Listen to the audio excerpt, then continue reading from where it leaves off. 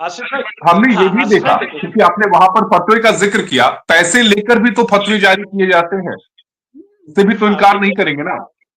हाँ आशीष भाई देखिए, हम लोगों को भी ये पता चला था, लेकिन हम लोगों ने इस की जांच पड़ताल करी गई तो हम जी, नाजिम भाई का बार बार कनेक्शन चला जा रहा है, नाजिया जी। मैं तो मतलब मेरा सवाल तो अधूरा ही रह गया। मैंने उससे पूछा कि 72 वर्जिन हूर का कुरान में कहाँ पर जिक्र है, वो तो नहीं बता जिक्र ही पाया नहीं। है। हाँ, मुझे लग रहा है कि शायद उनके पास इसका जवाब ना हो।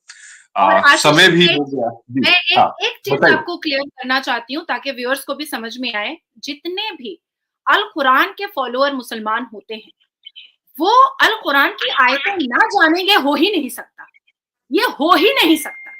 हमें बचपन से अब तक हर रोज अपने घर में कुरान की तिलावत बामायने करनी पड़ती है। हमारी अम्मा ने कहा है कि 2 लाइन पढ़ो लेकिन बामायने पढ़ो और समझ कर पढ़ो। तो इसलिए मैंने हाजी नाजिम जी से पूछा, बड़ी इज्जत से पूछा कि 72 वर्जिन हूरों का जिक्र कुरान की कौन सी आयत में है, प्लीज वो आयत नंबर बता दो।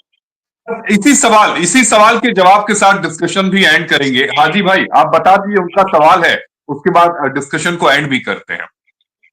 हाँ देखिए, नाजिया इलाही जी के सवाल का जवाब दूंगा, उससे पहले मैं आपके सवाल का जवाब दूंगा, जो क्योंकि बीच में बात कर दी थी।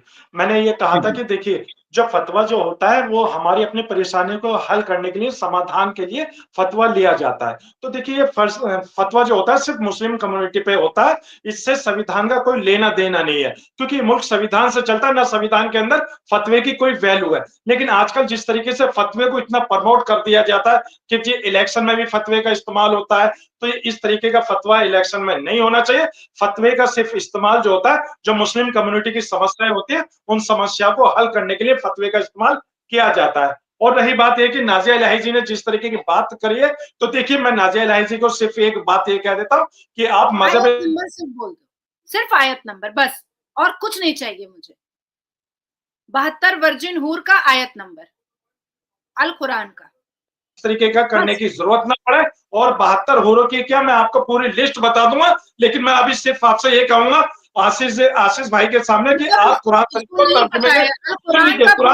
तर्जुमे के साथ आप पढ़िए, आपको हर सवाल का जवाब मिलेगा। लेकिन अगर आप मजहब इस्लाम के खिलाफ इस तरीके की बातें करेंगे, तो मैं आपके ऐसे बाह्य सवालों के जवाब नहीं बोल रहे हो।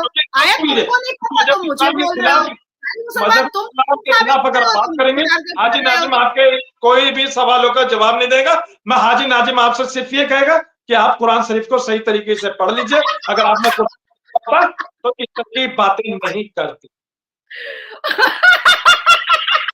नहीं नाजा जी, मुझे लगता है कि कई ऐसे वक्त आते हैं कि जब आप जवाब देना नहीं चाहते, या फिर अभी नाजिम भाई हमारे मित्र हैं, हमारे दोस्त हैं, तो मुझे लगता है कि एक जब अगली डिबेट करेंगे तो नाजिम भाई शायद उस वक्त उस माहौल में हो, शायद उस समय वो जवाब कराएंगे।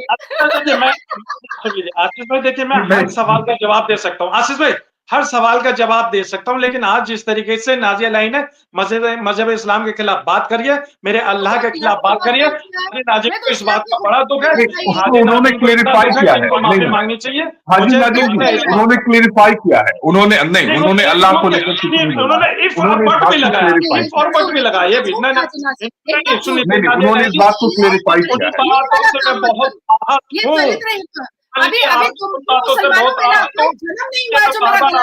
आप कुरान को पढ़िए, कुरान को सही तरीके से पढ़ लीजिए। अगर कुरान को अगर आप पढ़ लेंगे तो आप इस तरीके की बातें नहीं करें।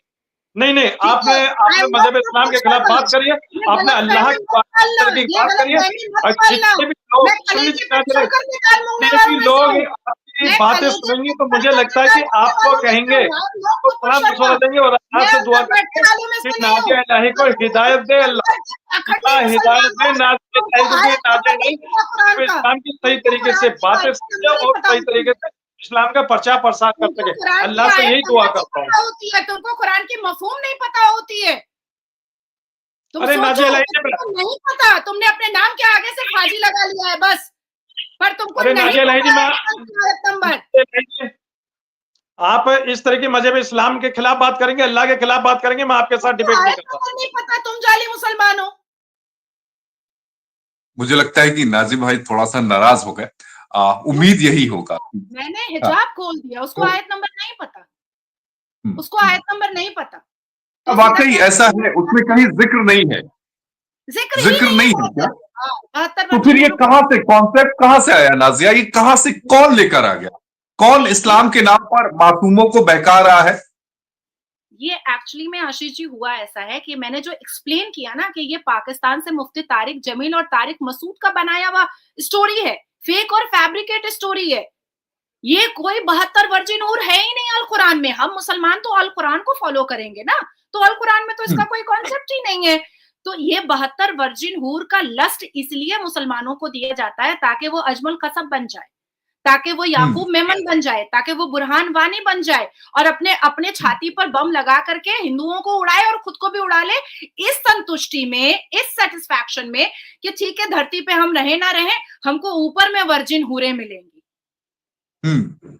इट्स तो लेकिन कंप्लीटली एक बात मुझे ये बताइए कि क्या इस्लाम के जानकार या फिर मौलवी जो है उनका कर्तव्य या दायित्व नहीं बनता कि अब तो सोशल मीडिया का जमाना है, आप कम से कम युवाओं को ये चीज कन्वे करिए कि अगर ये इस्लाम का हिस्सा नहीं है तो इसे मानने और समझने की जरूरत नहीं है। कम से कम वो नौजवानों को गलत राह पर जाने से तो बचा पाएंगे। आपने अभी देखा उसकी स्ट्रैटेजी। मैंने जैसे ही आयत नंबर कितनी बार मैंने पूछा होगा अनकाउंटेबल टाइम, उसने आयत नंबर नहीं बता करके मेरे ऊपर ये एलिगेशन लगा दिया कि मैं इस्लाम के खिलाफ बात कर रही हूँ। और मैंने दोनों हम्म, बार एक्सप्लेन किया कि मैं इस्लाम के खिलाफ बात कर ही नहीं रही हूँ और कर ही नहीं सकती। ये जो हम्म, अश्लील वर्ड है 72 वर्जिन हूर, अगर मैं इसको क्लियर कर रही हूँ कि ये मेरे अल कुरान में नहीं है, तो ये तो मैं इस्लाम की खूबसूरती ही बता रही हूँ ना कि ये क्रिएट किया हुआ हाँ, है पाखंडी मुसलमानों का। हम्म, मैंने तो अपने अल कुरान को क्लीन चिट दिया, इनसे बचाया हम्म। है मैंने, इस्लाम इस्लाम को खूबसूरत बताया है। तो जब